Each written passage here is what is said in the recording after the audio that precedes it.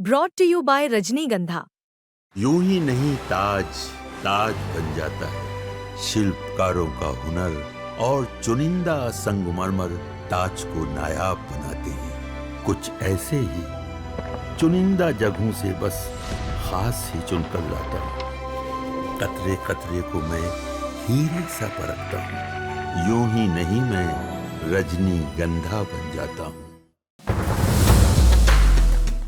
बिहार विधानसभा चुनाव को लेकर सभी पार्टियां मंथन कर रही हैं और जीतने के बेस्ट फॉर्मूले पर भी काम कर रही है कि किसे कैंडिडेट बनाया जाए, किसकी दावेदारी इस बार हट सकती है, किसका टिकट कट सकता है। ये तमाम गुनागणित चल रहा है और इन सबके बीच बीजेपी के लिए कहें तो बिहार में महामंथन जारी है। तभी तो बीजेपी के चाणक्य कहे जाने वाले अमित शाह लगातार बिहार के दौरे पर हैं, अलग अलग जोन में जा रहे हैं, नेताओं से मुलाकात कर रहे हैं। रात में 3-3, 4-4 घंटे बैठकें चल रही है। एक एक सीट को लेकर कहा जा रहा है कि उस पर चर्चा हो रही है कि चुनाव लड़ेगा कौन, उम्मीदवार कौन होगा, क्या ये सीट गठबंधन को दी जा सकती है, नहीं। ये तमाम चर्चाएं लगातार जारी है। लेकिन इन चर्चाओं के बीच सबसे बड़ा सवाल ये कि बिहार बीजेपी के जो सबसे बड़े चेहरे हैं, क्या वो चुनाव में उतरेंगे? क्या उन्हें चुनावी मैदान में उतारा जाएगा या वो दूसरे तरीके से सत्ता में आएंगे? इसमें से कई नाम हैं जिनकी चर्चा होने लगी है। एक तो खुद सम्राट चौधरी हैं जो बिहार सरकार में उप मुख्यमंत्री हैं। आपको अक्सर अब बीजेपी में ये कहा जाता है कि बिहार का कोई चेहरा है तो वो सम्राट चौधरी है। तो क्या सम्राट चौधरी चुनाव लड़ सकते हैं? तो मैं आपको बता दूं कि बिहार तक को मिले सूत्रों की जानकारी के अनुसार यह तय कर दिया गया है कि सम्राट चौधरी बिहार विधानसभा चुनाव में उतरेंगे, चुनावी मैदान में उतरेंगे, वो चुनाव लड़ेंगे। अब आप सोच रहे होंगे कि उनकी सीट कौन सी है, किस सीट से वो चुनाव लड़ सकते हैं। क्या सम्राट चौधरी परबत्ता से चुनाव लड़ेंगे या उनकी सीट बदल दी जाएगी? कहा यह जा रहा है कि पटना साहिब की सीट से सम्राट चौधरी चुनाव लड़ सकते हैं।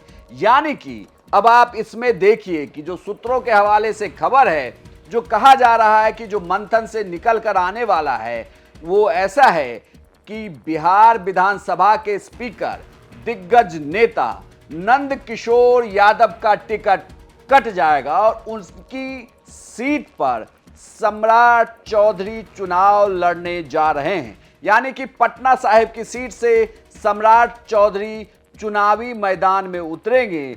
जो वो परबत्ता की सीट से कभी चुनाव जीतेंगे थे, उस सीट को से वो चुनाव नहीं लड़ेंगे। आपको बता दूं कि सम्राट चौधरी फिलहाल विधान परिषद से आते हैं, उन्होंने विधानसभा चुनाव नहीं लड़ा है पिछली बार। तो अब सम्राट चौधरी को इस बार बीजेपी जीत के फॉर्मूले के तहत चुनावी मैदान में उतारने जा रही है और उन्हें पटना साहिब की सीट से चुनावी मैदान में उतारेगी। यानी कि इस खबर में दो बात है कि नंद किशोर यादव का टिकट काट सकती है बीजेपी और सम्राट चौधरी को पटना साहिब की सीट दे सकती है। साथ ही अमित शाह के साथ हुए मंथन में यह भी कहा जा रहा है कि कई दिग्गज नेताओं को बिहार विधानसभा चुनाव में उतरने की पेशकश की गई है। यह वैसे ही है जैसे हरियाणा और मध्य प्रदेश में बीजेपी ने दिग्गज नेताओं को विधानसभा चुनाव में उतारा था। ठीक इसी तरीके की पहल बिहार में भी करने की तैयारी बीजेपी कर रही है। बीजेपी चाहती है कि वह इस बार बिहार में कोई सीट बंटवारे से लेकर चुनाव लड़ने तक और चुनाव में जीतने तक कोई कोर कसर ना छोड़े। इसके लिए जरूरी है कि वो सही कैंडिडेट का चयन करे। सूत्रों की माने तो बिहार में बीजेपी ने हर सीट को लेकर एक सर्वे कराया है और जिसमें उन्होंने मिनिमम 3 और मैक्सिमम 5 कैंडिडेटों के बारे में पूछा है कि किसे टिकट दिया जा सकता है, किसके नाम की चर्चा हो रही है। और यह भी कहा जा रहा है कि बीजेपी की मीटिंग में एक एक सीट को लेकर चर्चा हो रही है। ऐसा नहीं कि किसी ने लिस्ट दे दी और उसे टिकट दे दिया गया। हर एक सीट को लेकर खुद अमित शाह बैठ रहे हैं, अब धर्मेंद्र प्रधान भी बैठ रहे हैं, तमाम नेता वहां बैठकर इसे डिस्कस कर रहे हैं और फिर सीट पर कैंडिडेट को फाइनल कर रहे हैं। यह भी लगभग तय है कि 70 प्लस के फॉर्मूले वाले विधायकों का टिकट कट जाएगा इस बार बिहार बीजेपी से और उसकी जगह जो बड़े दिग्गज नेता हैं उन्हें चुनावी मैदान में उतारा जाएगा। आपको क्या लगता है, अगर सम्राट चौधरी पटना साहिब से चुनाव लड़ते हैं तो क्या वो जीत पाएंगे या नहीं? हमें कमेंट बॉक्स में लिखकर जरूर बताएं और बिहार की तमाम खबरों के लिए आप देखते रहिए सिर्फ बिहार तक।